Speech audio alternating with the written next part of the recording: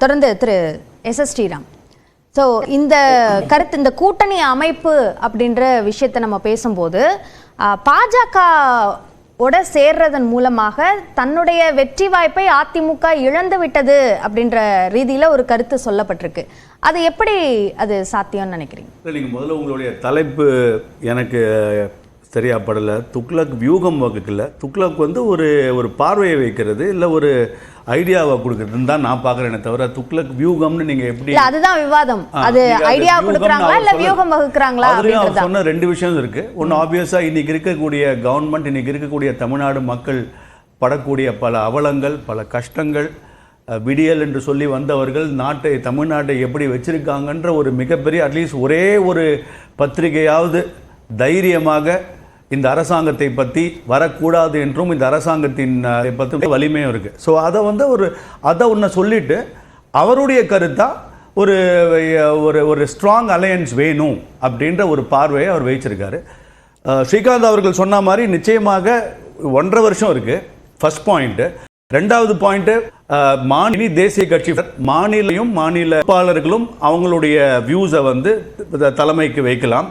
Parliamentary board committee என்ன decide பண்ணதோ ஃபைனலாக அது ஃபார் அகெயின்ஸ்ன்றதை அவங்க டிசைட் பண்ணுவாங்க. இங்கே இருக்கக்கூடியவர்கள் அவர்களுடைய பார்வையை வைக்கலாம்.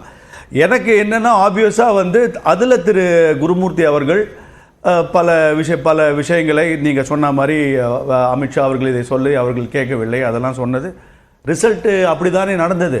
எங்களால் வின் பண்ண முடியும்னு நீங்கள் சொன்னீங்க, இல்லை உங்களால் வின் பண்ண முடியாது, நீங்கள் துவக்க போகிறீங்கன்னு சொல்லப்பட்டது. அவர்கள் கேட்கவில்லை. இன்று கையில் வந்ததை வந்து விட்டுட்டு உட்கார்ந்துட்டு இருக்காங்க. அதுக்கப்புறம்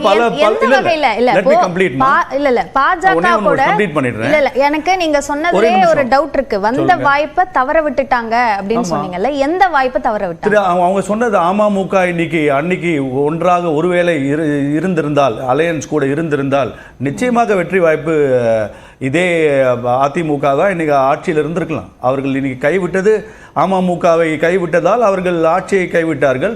அதுக்கப்புறம் கன்சிஸ்டண்ட்டாக அவங்க தோக்கிறது வந்து நம்ம பார்த்துட்டு தான் இருக்கோம். அது பார்லிமெண்ட்டாக இருக்கட்டும், இல்லை இந்த உள்ளாட்சி பொறுப்புகளாக இருக்கட்டும், குறைந்து கொண்டு தான் இருக்குது. ஆனால் அந்த சமயத்தில் பாஜகவோட வாக்கு வாங்கி நோட்டா என்று சொன்னவங்க இன்றைக்கி அதோடைய இண்டிவிஜுவலாக 12% 13% இருக்கிறாங்க. கூட்டணியாக 18% போயிருக்கு.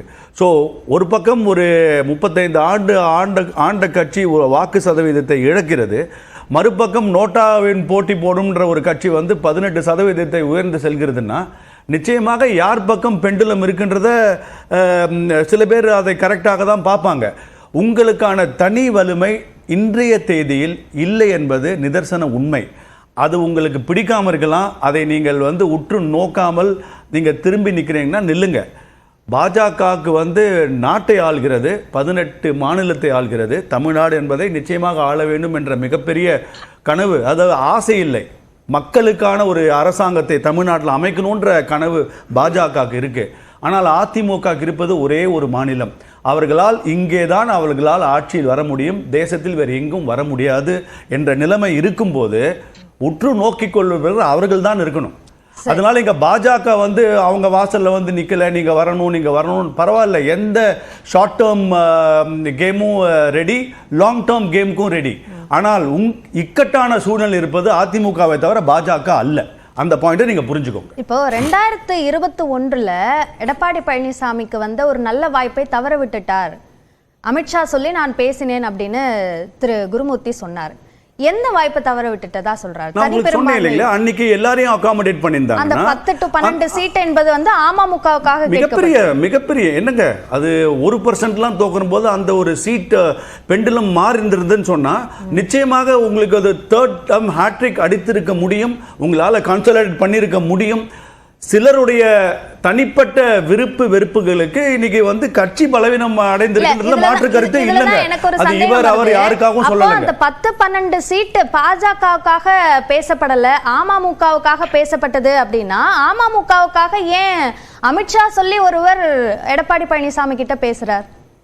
நீங்க திருப்பி அந்த கேள்வியை கேட்கணும். இல்ல நான் அந்த 10ல இருந்து 12 சீட்டை கொடுத்திருந்தா வெற்றி பெற்றிருக்க முடியும், தனிப்பெரும்பான்மையை திமுக பெற்றிருக்காது அப்படின்னு திரு குருமூர்த்தி பேசினார். ஆமாங்க. அப்ப அந்த சீட் யாருக்காக கேட்கப்பட்டது? எல்லாரும் நீங்க வந்து வாக்கு வங்கியா பார்க்கணும். இந்த ஓட்டு பேஸ்ல ஸ்ட்ரெங்த்ல பார்க்கும்போது இந்த சீட் கொடுத்திருந்தா அந்த சீட் இல்ல, எல்லாரையும் ஒன்றாக சேர்ந்திருந்தால் யாருக்கு கொடுத்திருந்தான்னு கேக்குறேன். அது அந்த அலையன்ஸில் அவர் வந்து மீன் பண்ணது நம்ம நீங்கள் நம்பர்ஸ் தெரிஞ்சது தானேம்மா. அமமுக வந்து பல இடத்துல அந்த ஓட்டு அவங்களுடைய வாங்கின ஓட்டை நீங்கள் அதிமுக சேர்த்திருந்தா அதிமுக அண்ட் பாஜக ரூலிங் அலையன்ஸாக வந்து கவர்மெண்ட்டை கைவிட்டது அந்த ஏஎம்எம்கே ஓட்டு தானே. அதுதான் விஷயமே கூட. அதுதான் அதிமுகக்குள்ள இருக்கக்கூடிய பிரச்சனையை சரி செய்யறதுக்கு பாஜக முயற்சி செஞ்சதா?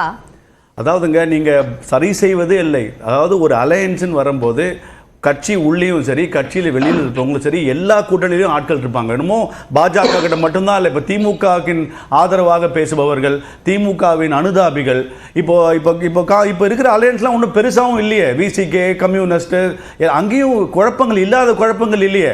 அங்கே இருப்பது தான் மிகப்பெரிய அடிமை கூட்டணி. ஆனால் அதை வெளியில் வந்து பாஜக அடிமை கூட்டணி மாத்துறது, முழுக்க முழுக்க அடிமை கூட்டணி என்பது இன்று இருக்கக்கூடிய அரசாங்கத்தின் கூட்டணி, அங்கே இருக்கக்கூடிய வித்வான்கள். ஆனால் வெளியில இருப்பவங்க ஆதரவாக பேசுறாங்க இல்லையா, இல்ல நீங்க சனாதனம் உள்ள வந்துரும், சனாதனம் உள்ள வந்துரும், அந்த மாதிரி எல்லா கட்சியிலும் இருப்பாங்க. இல்ல மறுக்கல குறிப்பிடுறீங்களே, எந்த விஷயத்தை அடிமை கூட்டணின்னு குறிப்பிடுறீங்க? இன்னைக்கு நடக்கக்கூடிய தமிழ்நாட்டுல நடக்கக்கூடிய எல்லா விஷயத்துக்கும் எதிர் கூட்டணி கட்சின்னு ஏதாவது ஒத்தங்க வாயை திறந்து பேசியது உண்டா? அந்த 3 வருஷத்துல காங்கிரஸா இருக்கட்டும், கம்யூனிஸ்டுகளா இருக்கட்டும், விசிகேவா இருக்கட்டும், யாரா இருந்தாலும் இது வந்து என்னது பெரிய மன்னர்லாம் மனுநீதி சோழன் ஆட்சின்லாம் நீங்க பேசுற அளவுக்கு உங்களை டியூன் பண்ணி வச்சிருக்காங்கன்னா நீங்க ஒரு அதிமுகவை பார்த்து அடிமை கூட்டணி சொல்றதுக்கு உங்களுக்கு என்ன உங்களுக்கு அருகதை இருக்கு? நான் பாஜக பேசல, அது நீங்க பாஜக பக்கம் திருப்பி என்ன அருகதை இருக்கு? இல்ல சர்வாதிகார ஆட்சி நடக்குதுன்னு திரு கே பாலகிருஷ்ணன் பேசினாரு. விசிகக்கும் திமுகவுக்கும் இடையிலையும் அவங்களோட கருத்து சார்ந்த முரண்கள் நிறைய வந்தது. இதனால கூட்டணி உடையுமா, அதிமுக பக்கம் அவங்க போவாங்களா அப்படின்னு நிறைய விவாதங்கள் எல்லாம் நடந்தது. ஆனாலும் இப்படியான ஒரு விமர்சனத்தை வைக்கிறீங்க. சரி, அது உங்களோட கருத்தா நம்ம எடுத்துக்கலாம். இதுதான் கருத்து. அதுதான் நீங்க சொல்ற போது அடிமை கூட்டணி ஒரு கூட்டணியை நீங்க ஒன்னா சேர்க்க விடாம அதை பிரிச்சு வச்சா, ஏன்னா உங்களாலையும் தனிச்சு உங்களால வாழ்க்கையில வின் பண்ணதில்லை, உங்களால வின் பண்ணவும் முடியாது. திமுக சொல்றேன், ஆரம்ப காலத்துல இருந்து கூட்டணி இல்லாமல் அந்த கட்சி பவருக்கு வந்ததில்லை. உங்க கேம் நீங்க அப்படி ஆடுறதுக்கு நீங்க எப்படிலாம் நீங்க விமர்சிக்கிறதுனாலதான் அதிமுக பாஜக கூட சேரல அப்படின்னு சொல்றீங்களா? அது பாஜக அது ஒரு பார்வைங்க. பாஜகவுடைய டிசிஷன் வேற மாதிரி இருக்கலாம். நம்ம லேட்டா வந்தாலும் நம்ம ஒரு ஸ்ட்ராங்கா இங்க ஒரு கால் ஊனணும்னு நினைக்கிறதுல ஒன்றும் தப்பு இல்லை. ஏன்னா ஆப்வியஸா அது வந்து ஒரு லாங் டேர்ம் ஸ்ட்ராட்டஜி. ஆனால் கால சூழ்நிலையில நீங்க வந்து எங்க திமுக இருக்கிற கூட்டணி எல்லா கட்சியும் எப்பாவது ஒரு காலத்துல இனி திமுகவுடன் கூட்டணியே இல்லைன்னு சொன்ன கட்சிக்கு தானுங்க நீ கூட இருக்காங்க. ஸோ அதனால இதெல்லாம் வந்து இதெல்லாம் மாறக்கூடிய சூழ்நிலை வரும். அதுக்காக நான் இப்போ உடனே அதிமுக பிஜேபி நான் சொல்ல வரல, அதெல்லாம் டெம்பரவரி ஸ்டேட்மெண்ட்ஸுங்க. ஆனால் இங்கே அப்ஜெக்டிவ் என்ன?